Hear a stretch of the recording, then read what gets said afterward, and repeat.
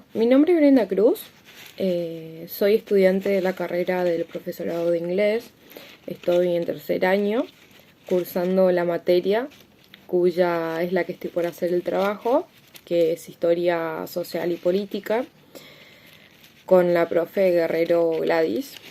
Y bueno, en este video voy a hablar sobre el texto de la autora Adriana Poirós, ¿Qué pasó en la educación argentina?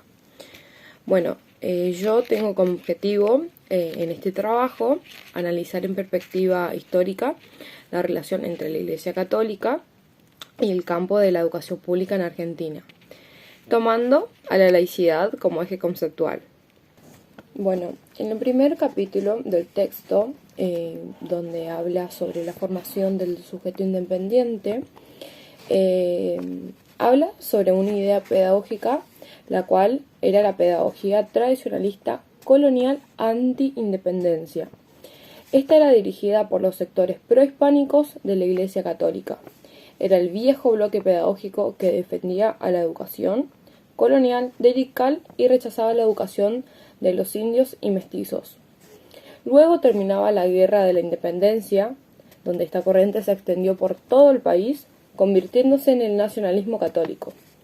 En ese entonces, Facundo Quiroga y Juan Manuel de Rosas, representantes de la primera, sostenían la estructura educativa colonial, en la concepción democrática y popular del reglamento de Artigas.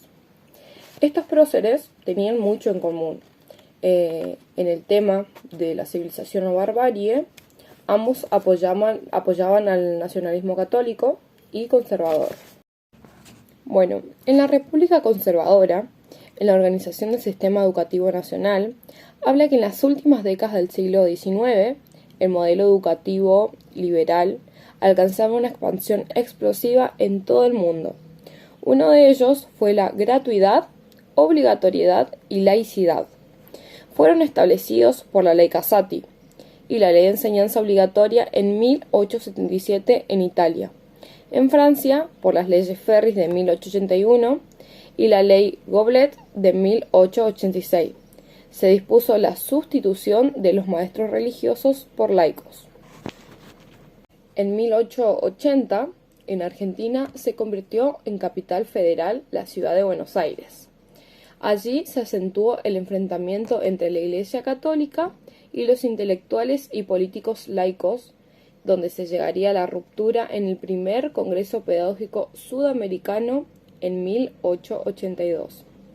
En 1895 en adelante, aquí se habla sobre la corriente del normalismo. El normalismo fue adquiriendo autonomía respecto a políticas oficiales y teorías de la época que influían sobre el pensamiento y actividad de maestros y profesores. La corriente normalizadora, predominante en la docencia, se sentía apóstol de saber y consideraba que educar al ciudadano era una misión. Creían en la necesidad de la escuela pública y adscribían al laicismo. Esta concepción fue influida por el higienismo, una corriente médica y sociológico en Argentina, como consecuencia de epidemias de cólera y fiebre amarilla a fines del siglo XIX. Bueno, en el texto habla sobre el irigoyenismo en la década de Infame.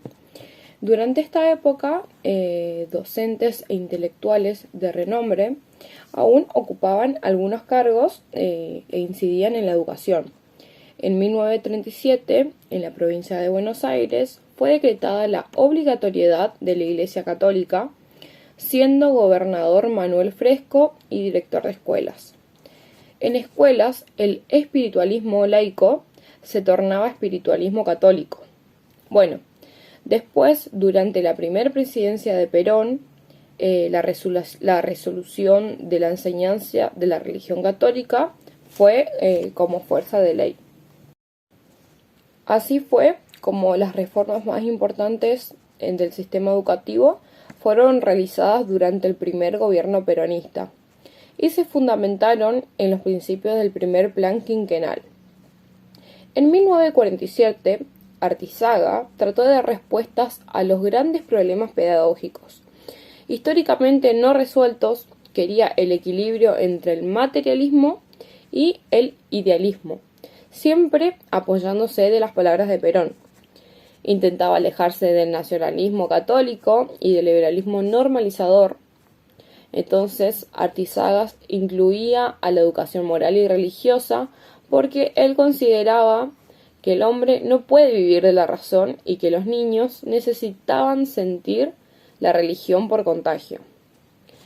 En el golpe de Estado del año 1955 al 1976, el 1 de mayo de 1958 hasta el 62, fue gobernado el país en fracción del radicalismo. En el 58, gracias a la ley domingonera, dividió la opinión pública en dos bloques, quienes apoyaban la laicidad y estaban en contra las medidas del gobierno, y quienes defendían la libertad de enseñanza al liberalismo católico. Bueno, las banderas laicas y libres enfrentaron a miles de jóvenes a favor de su enseñanza y produjo la mayor manifestación estudiantil docente en la época. Llega la dictadura. Yerene Amadeo, un precursor de la visión argentina neoconservadurismo, decía: sin Dios ni moral no hay un país posible. La educación debería defender los valores tradicionales de la patria, dando lugar prioritario a la iglesia y la familia. Entonces aquí finalizo mi video.